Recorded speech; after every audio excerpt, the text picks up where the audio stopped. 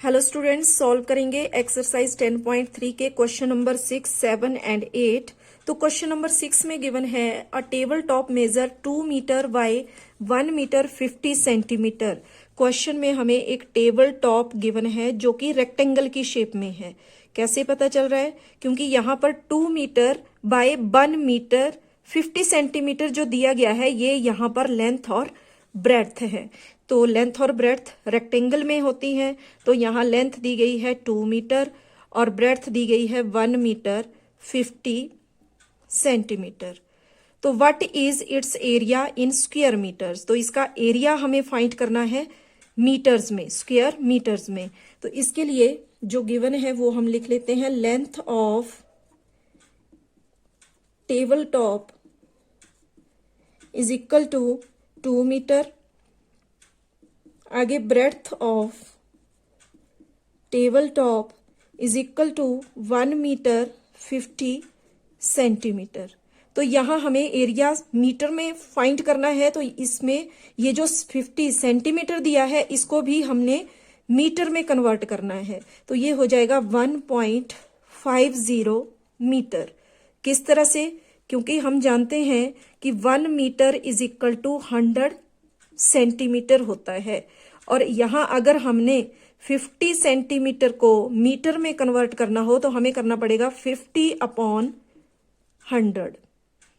ठीक है, तो 50/100 को जब हम डेसिमल में चेंज हो करेंगे तो ये बनेगा 50. किस तरह से? यहाँ 2 0 हैं तो राइट साइड से 2 डिजिट छोड़ के डेसिमल लग जाएगा, तो ये बनेगा 0.50 और चेंज हो गया मीटर में। तो यहाँ 1 मीटर हमें पहले से दिया गया है और इसमें प्लस कर देंगे हम 0.50 मीटर। तो देखो 1 मीटर यानी कि सेंटीमीटर में अब कुछ नहीं है, और प्लस करना है हमें 0.50 मीटर, इनकी मीटर में ही हमें सब कुछ दिया गया है। ये 1 मीटर और ये 50 metre.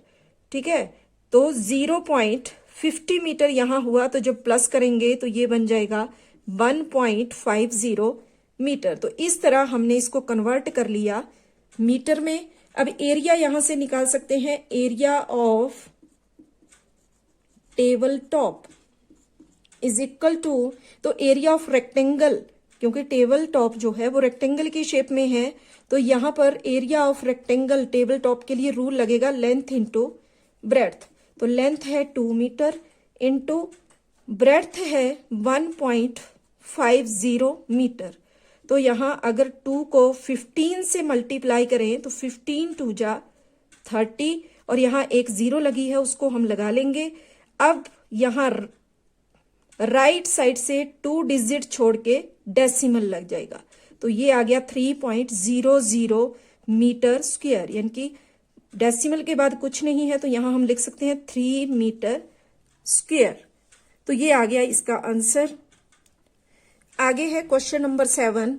A room is 4 metre long and 3 metre 50 centimetre wide. How many square metres of carpet needed to cover the floor of the room? तो यहाँ रूम जो है वो 4 मीटर लॉन्ग और 3 मीटर 50 सेंटीमीटर वाइड, यानी कि लेंथ और breadth इसमें गिवन है, तो इसका मतलब ये भी एक रेक्टेंगल ही है। तो जिसकी लेंथ है 4 मीटर और ब्रेड्थ है 3 मीटर 50 सेंटीमीटर। ठीक है, तो ये जो रेक्टेंगल की शेप में रूम है, इस रूम के लिए यहां पर दिया गया है how many square metres of carpet needed to cover the floor of the room. इस रूम के फ्लोर को एक कारपेट से कवर करना है, यानी कि कारपेट बिछाना है इस रूम में।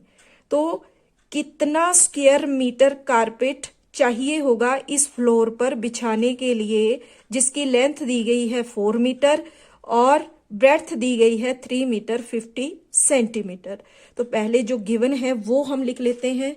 दिया गया है length of the room is equal to 4 metre. आगे ब्रेड्थ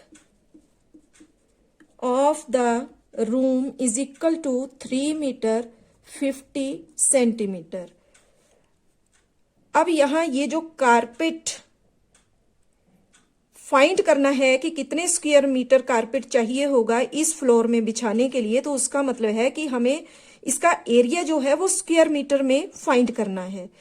तो ये जो ब्रेड्थ दी गई है 3 मीटर 50 सेंटीमीटर, तो यहां से सेंटीमीटर को हमने कन्वर्ट कर देना है मीटर में, जैसा हमने क्वेश्चन नंबर 6 में किया। तो इसके लिए 3 मीटर तो ऑलरेडी मीटर में ही है, हमने चेंज करना है 50 सेंटीमीटर को मीटर में। तो इसके लिए हम जानते हैं कि 1 metre is equal to 100 centimetre होता है।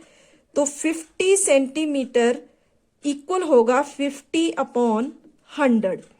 अब इसको हम डेसिमल में चेंज करेंगे। तो डेसिमल में चेंज करने का मतलब है कि डिनोमिनेटर में यहां पर 2 जीरो हैं, तो यहां न्यूमिरेटर में राइट साइड से 2 डिजिट छोड़कर, न्यूमिरेटर है यहां 50, तो यहां राइट साइड से 2 डिजिट छोड़ के हमने लगा देना है डेसिमल। तो यानी कि ये बन गया 0.50 मीटर। ठीक है, तो अब 50 सेंटीमीटर को भी हमने चेंज कर दिया मीटर में। तो इस 3 मीटर में ये 0.50 मीटर भी हमने प्लस कर देने हैं।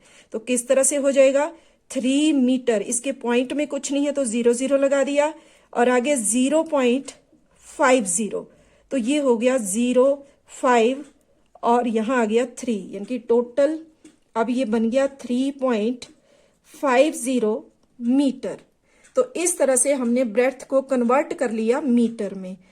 अब आगे क्वेश्चन है कि हमें how many square metres of carpet needed to cover the floor of the room. तो इसके लिए यहां हम लिख सकते हैं carpet needed to cover the floor. ठीक है, तो इसका मतलब है कि ये है area of the room. Carpet कितना चाहिए वो निकलेगा जब हम एरिया ऑफ द रूम निकालेंगे। मतलब इसका मतलब है कारपेट नीडेड, जो यहां दिया गया है needed, carpet needed to cover the floor, इसका मतलब है area of the room is equal to हो जाएगा लेंथ इंटू ब्रेड्थ। तो लेंथ है 4 मीटर इंटू ब्रेड्थ है 3.50 मीटर। तो यहां 35 से मल्टीप्लाई करेंगे हम 4 को, तो 4 5 जा 20, 2 आ गया, 4 3 जा 12 प्लस 2 14। अब यहाँ एक 0 है वो हम लगा लेंगे। तो यहाँ डेसिमल भी है, तो राइट साइड से 2 डिजिट छोड़ के यहाँ लग जाएगा डेसिमल। तो ये आ जाएगा यहाँ पर 14.00 मीटर स्क्वायर, या फिर हम बोल सकते हैं 14 मीटर स्क्वायर, क्योंकि डेसिमल के बाद यहां पर 0 0 है इसलिए। तो ये आ गया इसके लिए आंसर। अब देखते हैं question number 8। A floor is 5 metre long and 4 metre wide. A square carpet of sides 3 metre is laid on the floor. Find the area of the floor that is not carpeted. तो यहाँ question में floor दिया गया है जिसकी length और breadth हमें दी गई है। तो लेंथ और ब्रेड्थ दी गई है मतलब वो एक रेक्टेंगल है। तो लेंथ है इसमें 5 मीटर और ब्रेड्थ है 4 मीटर। ठीक है, और इस फ्लोर पे एक स्क्वायर कारपेट, अब स्क्वायर कारपेट का मतलब है जिसमें चारों साइड इक्वल होती है, जिसकी साइड हमें क्वेश्चन में दी है 3 मीटर। अब चारों साइड इक्वल है तो इसका मतलब चारों साइड 3 मीटर ही होंगी। तो ये जो स्क्वायर कारपेट है, ये square carpet of side 3 metre is laid on the floor, यानी कि ये स्क्वायर कारपेट जो है इस फ्लोर के ऊपर बिछाया जा रहा है। तो find the area of the floor that is not carpeted, यानी कि अगर इस कारपेट को इस फ्लोर के ऊपर बिछा दिया जाए तो ये जो रिमेनिंग पोर्शन यहां पर बच रहा है जिसके ऊपर ये कारपेट नहीं आ रहा है, उसका एरिया हमें फाइंड करना है। ठीक है, तो इसके लिए पहले हम ये जो फ्लोर है इसका एरिया निकालेंगे। तो यहां एरिया ऑफ फ्लोर यानी कि एरिया ऑफ रेक्टेंगल हमें निकालना है, जिसमें लेंथ इंटू ब्रेड्थ हम करेंगे। तो लेंथ दी गई है 5 इंटू ब्रेड्थ दी गई है 4, तो 5 4 जा 20 मीटर स्क्वायर। सेकंड स्टेप में हमें निकालना है एरिया ऑफ स्क्वायर।